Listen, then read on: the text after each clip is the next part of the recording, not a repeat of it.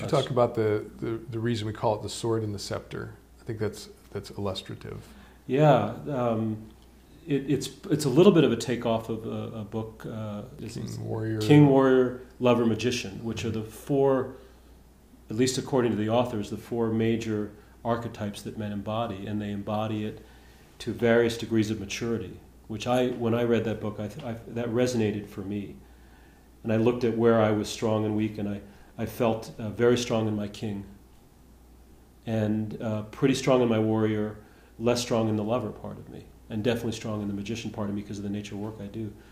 But for me, if we boiled it down even further from those four archetypes, it's the archetype of king and warrior that are most disowned, in my experience, in the world at large in this day and age.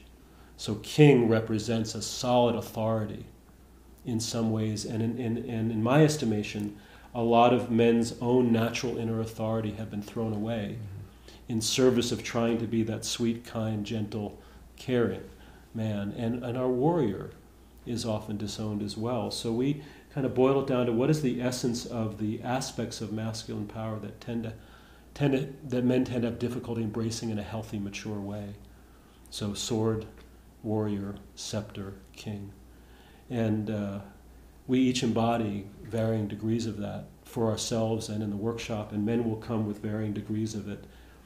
We don't limit it to the exploration of king energy and warrior energy in the workshop, but those are metaphors for a strong, robust expression of power that is often not well understood and well experienced in men.